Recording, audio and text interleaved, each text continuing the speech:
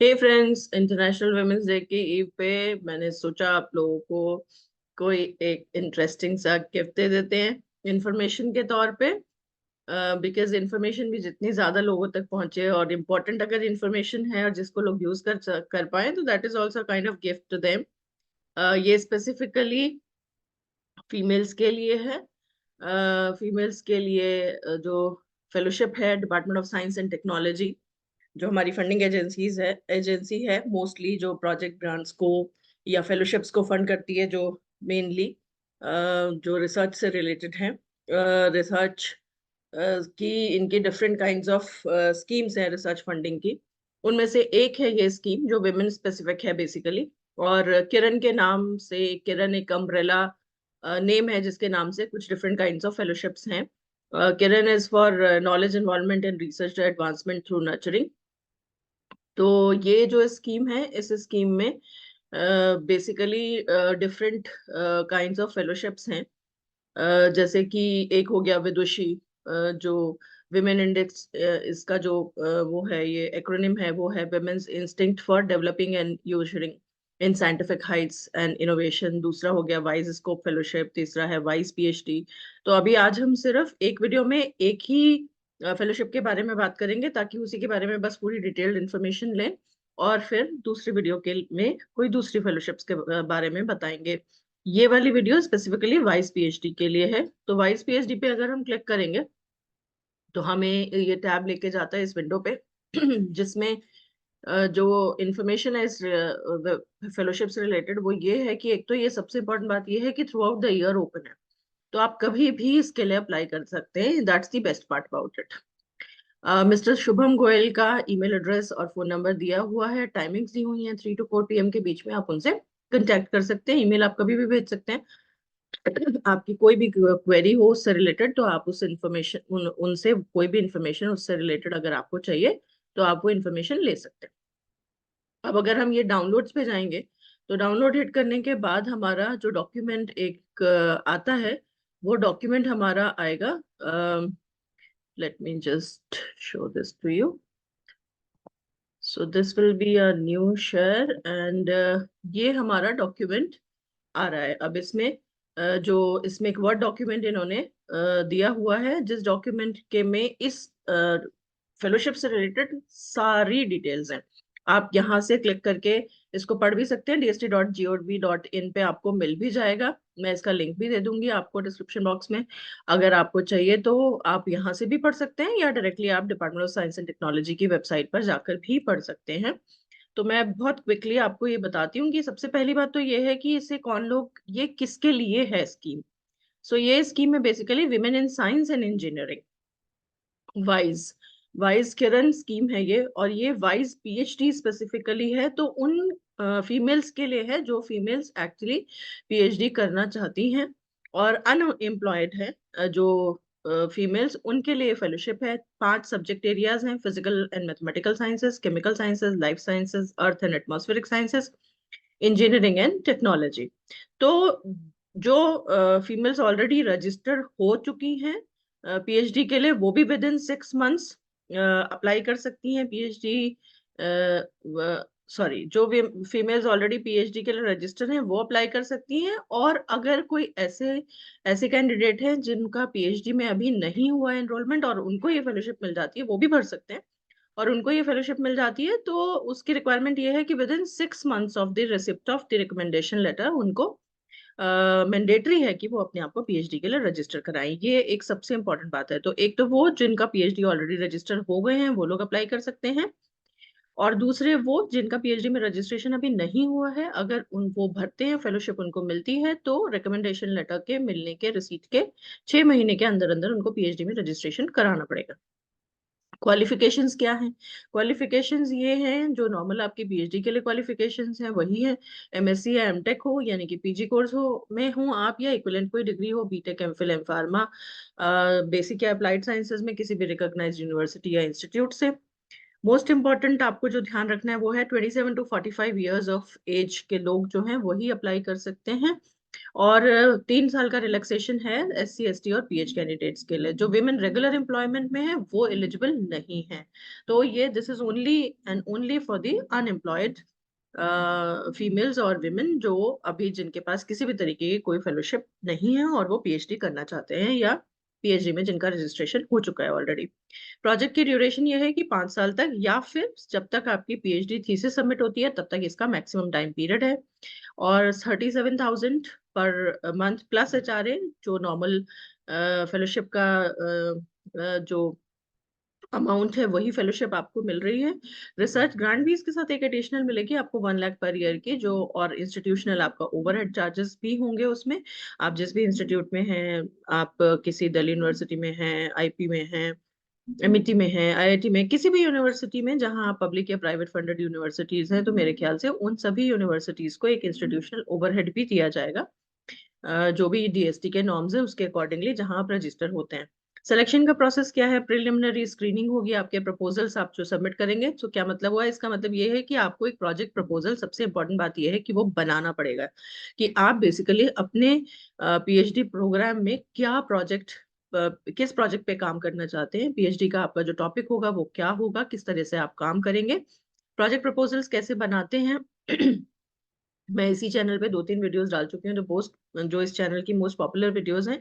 आप चाहें तो उनको देख सकते हैं, और आई एम श्योर उससे आपकी बहुत हेल्प होगी आपके टॉपिक को आइडेंटिफाई करने में, आपको किस तरह से प्रपोजल लिखते हैं। बिकॉज आपका जो प्रपोजल होगा वही बेसिकली आपको डिटरमाइन करेगा कि आपको ये फेलोशिप मिल रही है या नहीं मिल रही है। So you have to be very careful about what you're writing, the way you are writing, and regarding the problem which you are picking up। जो भी आप रिसर्च प्रॉब्लम आइडेंटिफाई कर रहे हैं, पिक कर रहे हैं काम करने के लिए, वो क्या इम्पोर्टेंट है या नहीं है, उसमें कुछ इनोवेशन आप कर रहे हैं या नहीं कर रहे हैं, मेथोडोलॉजी क्या है, ये सारी चीजें बड़ी क्लियरली आपको डिफाइन करनी है, सारे ऑब्जेक्टिव्स डिफाइन करने हैं।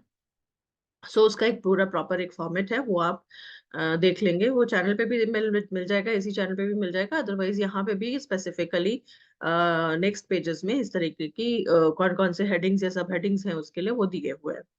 तो सबसे पहले प्रिलिमिनरी स्क्रीनिंग हो गई, उसके बाद रिकमेंडेशंस हो गई सब्जेक्ट एक्सपर्ट्स की आपके प्रोजेक्ट प्रपोजल पे, और फाइनली DST कम्युनिकेट करेगा एप्लीकेंट्स को उनके एडमिनिस्ट्रेटिव और फाइनेंशियल अप्रूवल्स मिलने के बाद।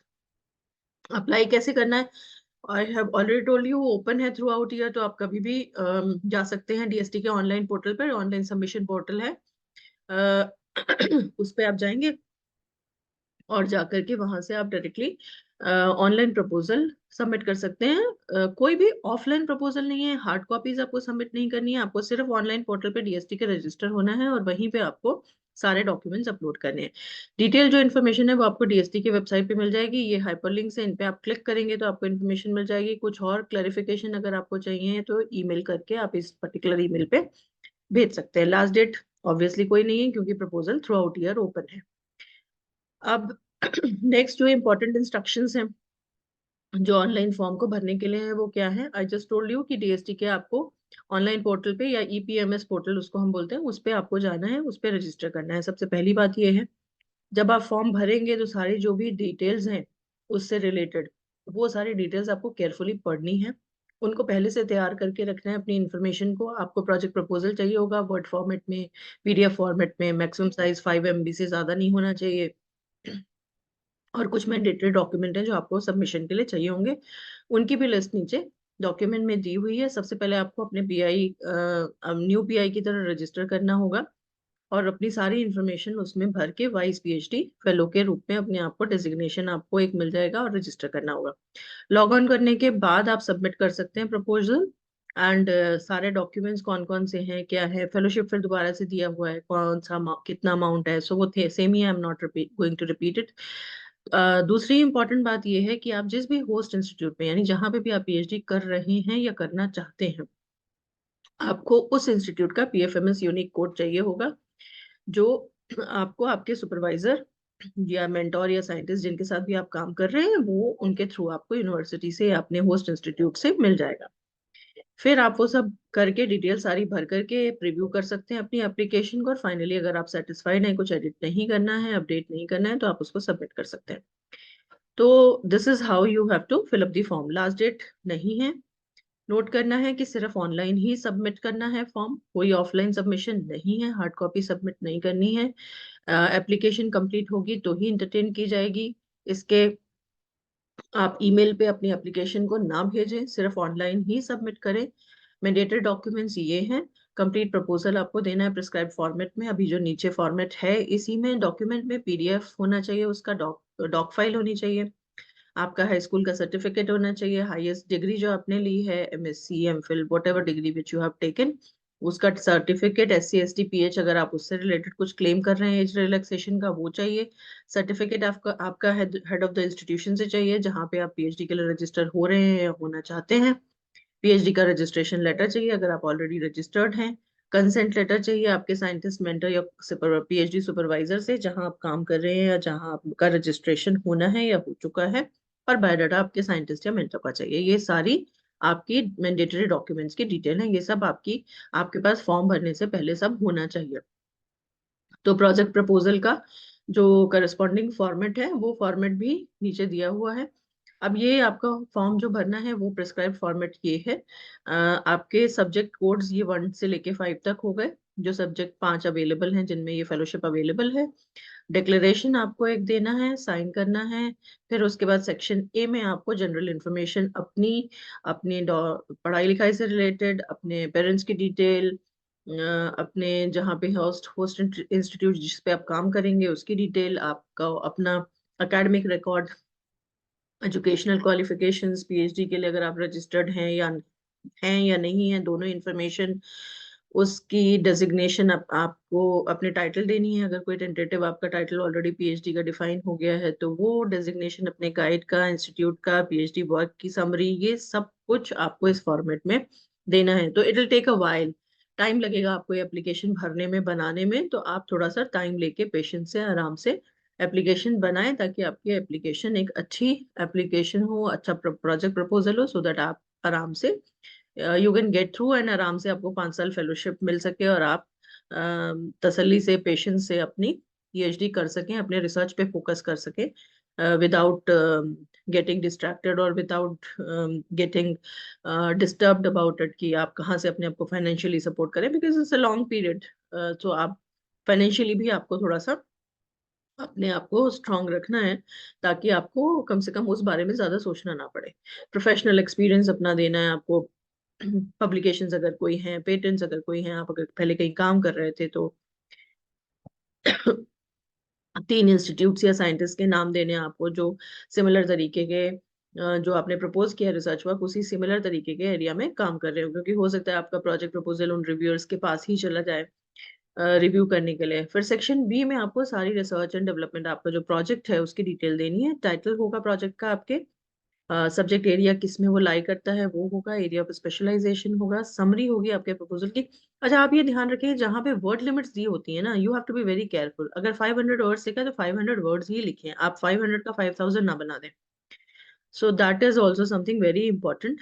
ऑब्जेक्टिव्स देने हैं आपको, नोवेलिटी आपके प्रोजेक्ट में क्या है, आपने जो आइडेंटिफाई किया है प्रोजेक्ट में के लिए, अपने इंफॉर्मेशन, आप जो भी आपकी रिसर्च प्रॉब्लम है जिस पे आप काम करना चाहते हैं उसमें आप क्या नया कर रहे हैं, जो भी ऑलरेडी पब्लिक डोमेन में जितनी इंफॉर्मेशन है उसमें आपका वैल्यू एडिशन क्या है, क्या नया आप सोसाइटी को दे रहे हैं इन रिटर्न जब आप किसी प्रॉब्लम पे काम कर रहे हैं। तो that has to be defined very carefully. Review of literature जो नेशनल एंड इंटरनेशनल स्टेटस है, माने सिमिलर तरीके का काम नेशनली विद इन इंडिया या अब्रॉड, कुछ और साइंटिस्ट ग्रुप्स होंगे जो कर रहे होंगे, तो वो लोग एग्जैक्टली क्या कर रहे हैं वो आपको लिटरेचर सर्वे करना है, प्रॉपर पेपर्स पढ़ने हैं, पढ़ के उसकी एक समरी बनानी है, वो देनी है। मेथोडोलॉजी, आप कैसे काम करेंगे, कौन कौन सी टेक्निक्स यूज करना चाहते हैं, ये सब आप बताएंगे। वर्क प्लान, आप पहले 6 महीने में क्या करेंगे, दूसरे 6 महीने में क्या करेंगे, फिर नेक्स्ट ईयर क्या करेंगे।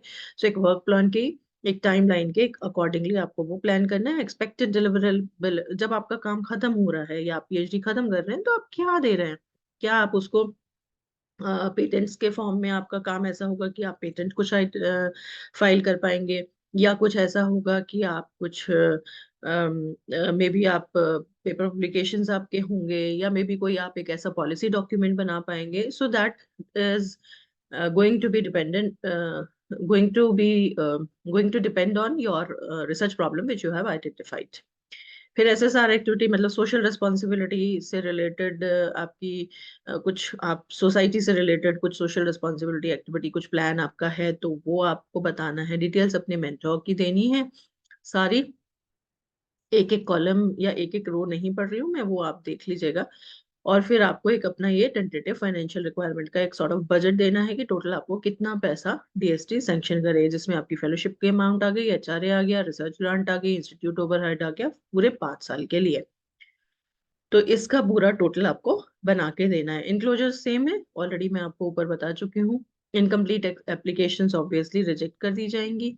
सो कुछ फ्रिक्वेंटली आस्क्ड क्वेश्चंस हैं, मोस्टली मैं आंसर शायद ऊपर कर चुकी होंगी, पर आप पढ़ना चाहें तो पढ़ लीजिएगा कि principal investigator vice PhD fellow कहा जाएगा, प्रपोजल थ्रू आउट ओपन है, 27 to 45 ईयर्स एज लिमिट है, SC/ST PH कैंडिडेट्स के लिए 3 ईयर्स का रिलैक्सेशन है। एलिजिबिलिटी क्राइटेरिया ऑब्वियसली ये है कि आप PhD के लिए रजिस्टर या तो करना चाहते हैं या कर चुके हैं। तो अगर आप PhD के लिए रजिस्टर्ड नहीं है तो ऑब्वियसली आप एलिजिबल नहीं है। अगर नहीं रजिस्टर करना चाहते हैं तो एलिजिबल नहीं है।